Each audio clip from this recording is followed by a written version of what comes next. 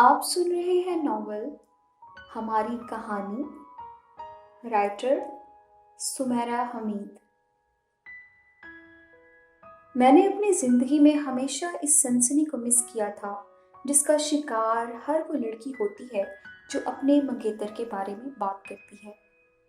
सनसनी मस्बत मानी में, ना कि मेरी तरह मनफी कि मैं जैक का ख्याल आते ही मेरा सर ऐसे चकराने लगता है जैसे बहुत सारी चमगादड़ें मेरे सर में घुसकर आपस में पकड़न पकड़ाई खेल रही हों। मैं अक्सर सोचती हूँ कि एक मंगेतर में आखिर ऐसा क्या होता है कि इतने एहतमाम से उसके बारे में बात की जाए, जैसे स्कूल में कॉलेज में लड़कियां किया करती हैं। उसकी लुक की, उसके क्रेज़मा की, उसके स्टाइल की, उसकी मुस्कुराहट की, हत्ता कि उसके सुनाए जोक्स की भी। जिनकी मंगनी नहीं हुई होती उन्हें फिक्र लाहक रहती है कि उनका वो कैसे उनकी मोहब्बत में मुब्तला होगा, या दरअसल उसे कैसा होना चाहिए।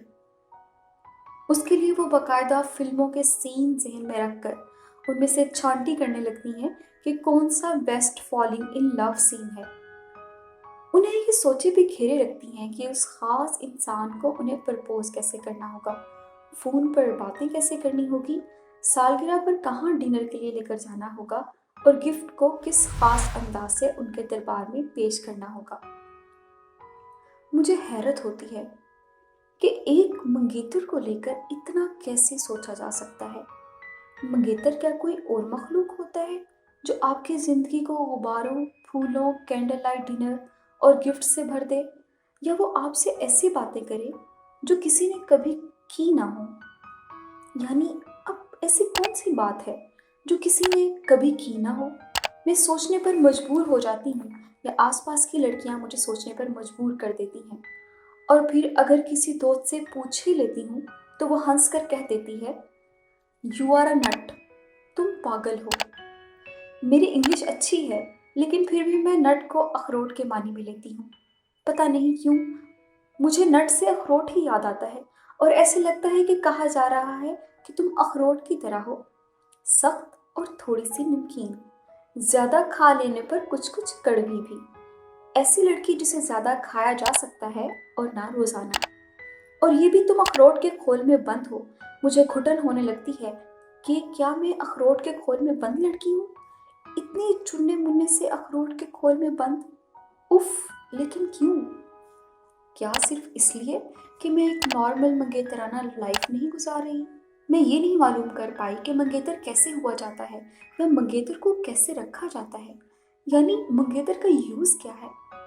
जहाँ तक गुब्बारों, फूलों और डिनर की बात है तो मैं अब तक इन मामलात में तबाहशुदा बल्कि आफतज़दा हूँ। जहाँ तक गिफ्ट देने और लेने की बात है तो इसमें दोनों तरफ से धांधली की जाती है, और हर बार की जाती है।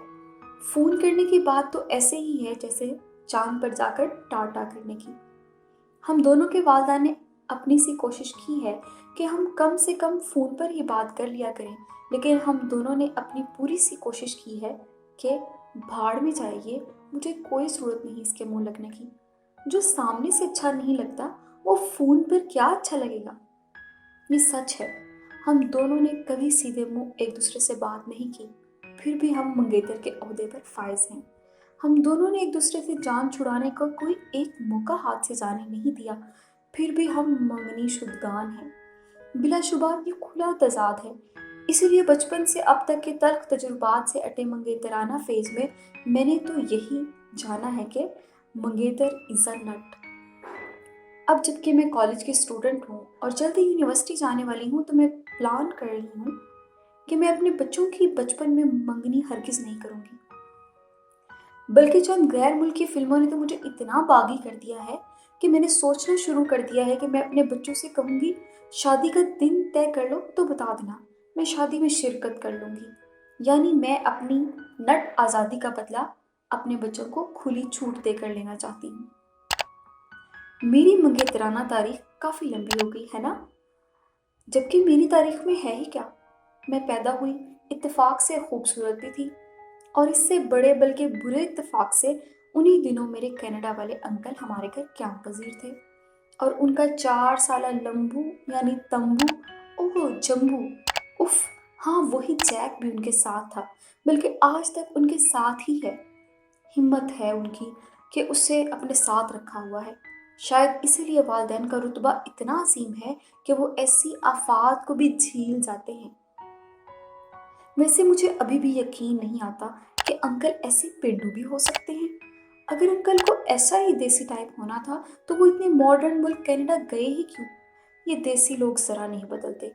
अपने बेटे का निक नेम किसी अंग्रेजी मूवी के हीरो पर जैक रख दिया और इस अंग्रेजी फिल्म के हीरो के लिए पंजाब की लड़की उर्वा का हाथ मांग लिया, जबकि अभी उस बेचारी को गला फाड़कर रोने से फुर्सत नहीं थी। दूध को पीकर उलट देती थी और कोई नर्म ग़िज़ा उसके पेट में ज़्यादा देर ठहरती नहीं थी।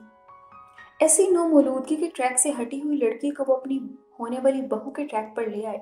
दफा करते हुए कनाडा को। यहाँ पंजाब में देहातों की कमी थी क्या? यही रहते और करते बचपन की मंगनियाँ, बल्कि निकाह भी कर देते। वैसे 10 साल की उम्र में मेरे जहन में ये प्लान बर्बिश पाने लगा था कि अगर इस जैक से मेरा निकाह करने की कोशिश की गई तो मैं पुलिस को बुलवा लूँगी। मुझे बहुत शौक था कि अखबारों में मेरी खबर आती, 10 साला बच्ची का निकाह, मौलवी और सास ससुर को दूल्हे समेत हवालात में बंद कर दिया गया। मैं सुर्ख घूंघट में एक अरसा अपनी तस्वीर अखबार में देखती रही। मैंने पुलिस का नंबर भी याद कर लिया था, लेकिन अंकल आए ही नहीं कनाडा से अपनी कैंडी, ओहो जैकी, मेरा मतलब है मिस्टर जैक को निकाह के लिए लेकर। हसरत ही रही उसे जेल में देखने की। आवाज़ के बाद मेरी उससे पहली मुलाकात वीडियो के जरिए हुई थी, जब मैंने उसे चलते फिरते कूदते फांदते देखा। पापा कनाडा गए थे और कैंडी की वॉलीबॉल खेलते हुए की वीडियो भी बना लाए थे। क्या छोटी सी निक्कर पहनी हुई थी उसने। इतने छोटे कपड़े पहनते हैं ये लोग। मैं जितना बना सकती थी उतना मुंह बनाकर कहा, वो लड़का है, लड़की नहीं।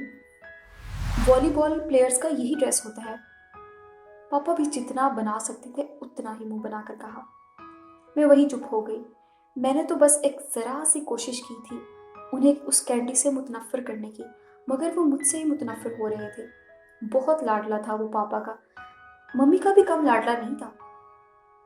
अगली बार पापा गए तो उसकी फुल ट्रैक सूट में स्विमिंग करते हुए वीडियो बना कर लाए।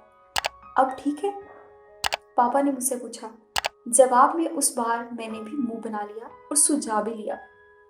पापा ने मेरी वीडियो भी साथ ले जाने की कोशिश की, लेकिन मैं मानी ही नहीं। जिसे मिलना है वो घर आ जाए। आए दिन मैं सुनती रहती थी, फलां मुल्क घूमने गए हैं, फलां मुल्क मैच देखने गए हैं, एक हमारे ही मुल्क में नहीं आ रहे। वैसे पापा ने एक बार उन्हें लाइव क्रिकेट मैच देखने के लिए बुलाया था। वो कैंडी आ भी रहा था, लेकिन फिर उसका कोई स्कूल मैच आ गया और हमारे यहाँ का मैच देखने आ नहीं सका। कहाँ हमारा Pakistan to India home ground match और कहाँ उसके स्कूल का वॉलीबॉल मैच। इतनी इंसल्ट। मैंने खाना खाते हुए कहा। पापा को भी गुस्सा आ गया। जो लोग बाहर चले जाते हैं उनमें मुहिब्बुल वतनी ख़त्म हो जाती है। मैंने उनके गुस्से को और हवा देना चाहिए। ठीक कह रही हो तुम। पापा ने मेरी तायद की और फ़ोन उठाकर अंकल को मुहिब्बुल वतनी याद दिलाई।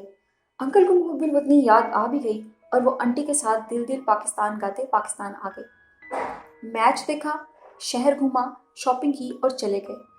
आंटी मुझे तस्वीरें दे गईं इस टेडी बियर की।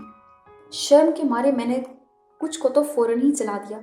ये क्या तरीका है, रीछ की खाल पहनकर पोज बनाना और खरगोश बनी लड़कियों के पीछे भागना। वैसे पता नहीं ऐसी खरगोशियाँ किस जंगल में पाई जाती हैं जो इतनी छोटी छोटी फ्रॉकें पहनती हैं। मेरी खाला की 4 साल की बेटी भी इनसे बड़ी फ्रॉकें पहनती होंगी जो उसकी खरगोशनियों ने पहनी हुई थी। नन्ही मुन्नी फ्राकियों से सजी खरगोशियों को मैं स्कूल ले गई। मेरा मतलब था उनकी तस्वीर को। और फिर तकरीबन पूरे 2 हफ्तों तक हम सब मिलकर तौबा तौबा करते रहे। मेरी क्लास में वो तस्वीर खूब घूमी, बल्कि घूम घूम कर मशहूर हो गई। अब जो लड़कियों ने उस खरगोशनियों की फ्राकों पर जहन्नुम के दरवाजे खोले तो मैं भी 2 हफ्ते खौफ से सो नहीं पाई। बाद में हम दोस्तों ने मिलकर मार्कर कलर से उन बेचारियों को पूरे कपड़े पहनाए, उन्हें लिबास याफ्ता किया।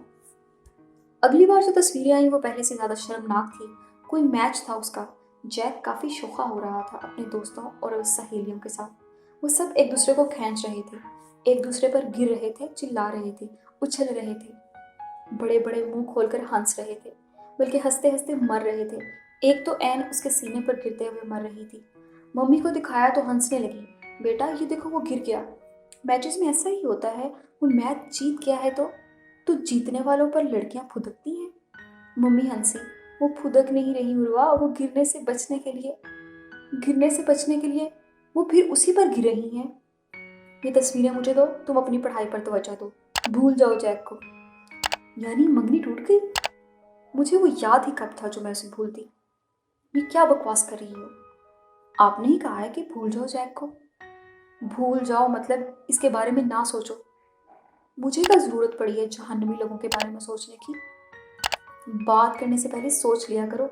मम्मी ने खासी ताकत सर्फ की मुझे घूरने में। क्या आपने मेरी मंगनी करने से पहले सोचा था? यकदम मेरे मुंह से निकला।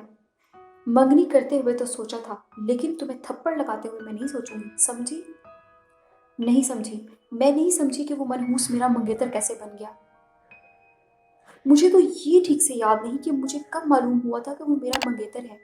हाँ, लेकिन मुझे ये याद है कि ये मंगेतर मुझे जहर कब लगना शुरू हुआ।